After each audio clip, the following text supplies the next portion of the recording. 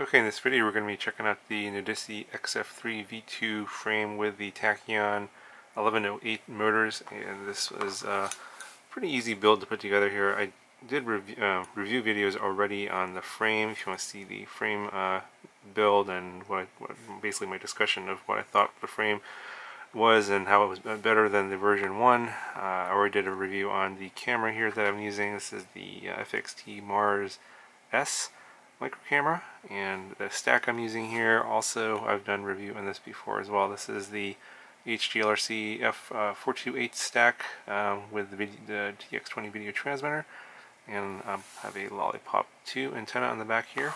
That's connected via micro FL connector there. Not going to put a link in the description for the receiver. They don't make this receiver anymore. This is something I just had lying around from like an old brushed micro. And then I guess the highlight of this video really going to be these motor shares, these 1108 6000 kV. So I flew it on 3S on these Gemfan 35 or 3035 three-bladed props. Basically, the difference between like this 1108 versus like an 1106 motor, so like a really popular motor would be the 1106 6000 kV Emax motor, is that this 1108 motor has more top end than the 1106. So basically, same stator width but taller stator height. You get more RPMs at the top end. So whereas on the when you take the 1106 motor on a 3-inch prop, when you're going above like 70-75% throttle, the power tends to tail off. This one, the power keeps on going pretty much until you hit about 90% throttle, and then it starts tailing off at that point, because I think some effects of the weight or either the prop, something's going on there. You get basically more top end out of this motor, but the trade-off is it draws a lot more current, a lot more amps. So it does have quite a bit of effect on flight times. Even though you're going to a bigger prop, you're supposed to get a little bit more efficiency from a bigger prop. This bigger motor here does cut into your flight time a bit. But considering this 1108 motor is pretty big, and I've seen other like even 1107 motors with really short flight times, this was actually better than I thought it was going to be. So I thought the flight times were actually going to be worse than what you're going to see.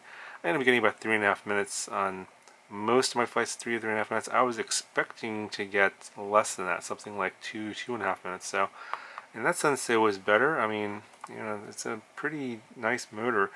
It's quite torquey, and it's kind of hard to explain. Basically, the magnets are very strong, and I'm trying to show you a little bit of what the motor looks like. Okay, so just go ahead and take the motor off here and just show you what the motor looks like. Very tight air gap, pretty thick magnets, obviously open bottom design here, and I think this motor is actually a different manufacturer than iFlight's been using. And I guess they're like 1106 motor. I'm not particularly fond of their 1106 motor. It's a totally different manufacturer. The quality seems a lot lower than this one. This one seems to be pretty good quality in terms of the build and construction and everything. And I think the performance also shows that as well.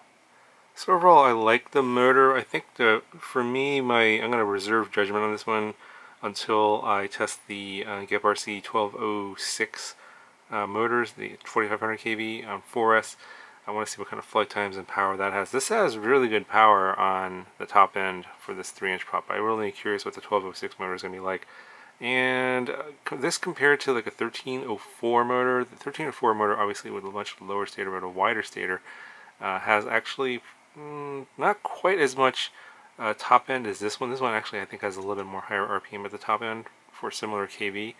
But the 1304 motor has much better throttle resolution than this 1100 size motor. So I think that as you go from a smaller stator to a wider stator, so 11 to 12 to 13, you're going to get a little bit better throttle responsiveness and a little bit better throttle resolution. So you're going to feel, it's kind of hard to explain, and you have to kind of fly a lot to know the difference.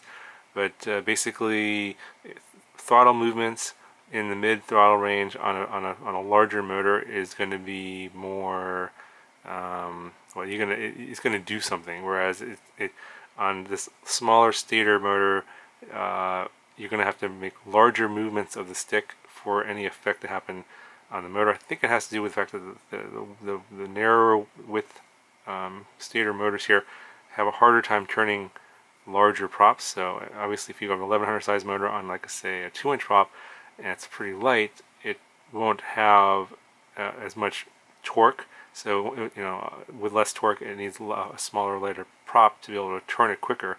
And I think that's where the feel is on the throttle for these kind of motors. So basically, if you go to a larger motor, 1300 size motor, it's going to have more torque on the motor, and so the prop is going to move quicker. So you're going to have more responsiveness on the throttle. So that's kind of how I would explain it. It's kind of difficult to describe. If you fly a lot of different kind of motors, you'll know that kind of feeling when you're actually on the throttle and trying to do little movements and stuff.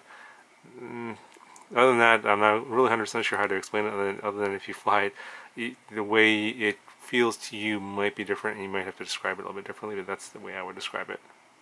Anyways, enough on the motors. I'll go ahead and give you a weight on this guy here. It's coming in at 114.5 grams.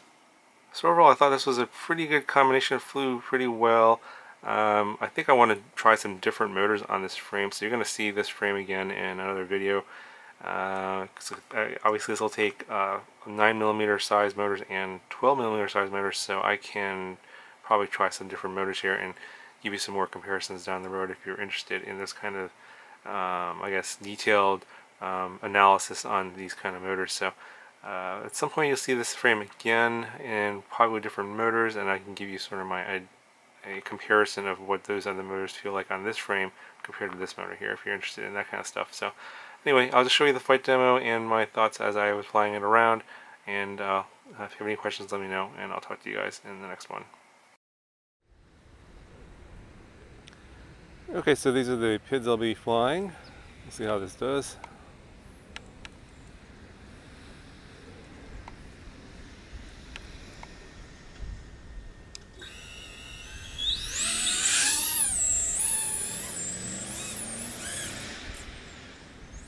Pretty smooth.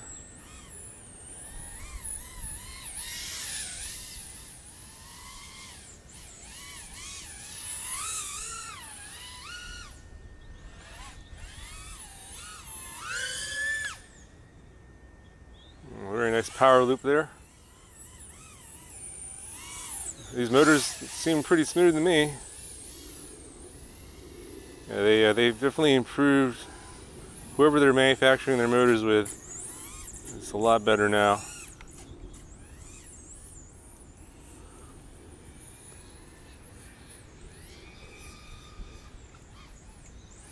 Oh, had a failsafe there.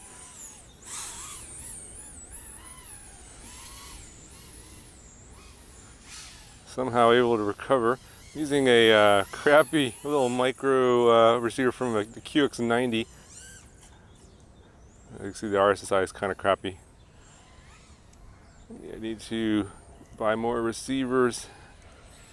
I'm all out of money.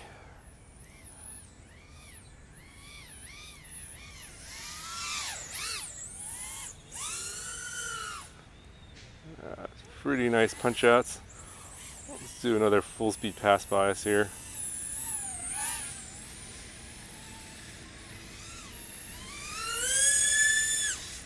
Wow, screamer. And pretty smooth, I can on these PIDs. I just kind of guessed.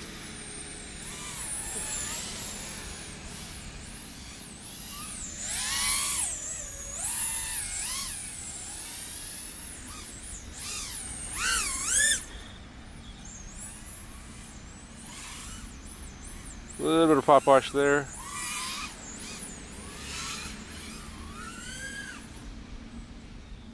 Oh yeah. I think the combination of these motors and this frame is not a bad combo. Lots of hang time, plenty of power, even on 3S. Might have to try the 5000 kVs on 4S here.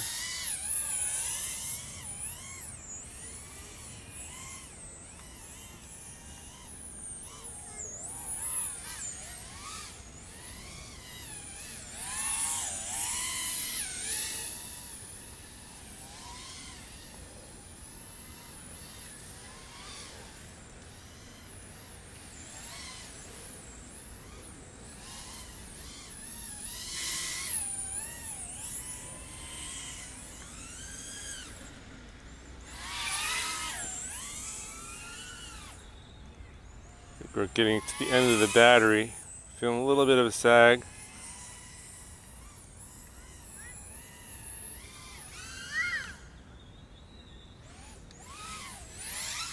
Oh yeah, there's the battery sag there.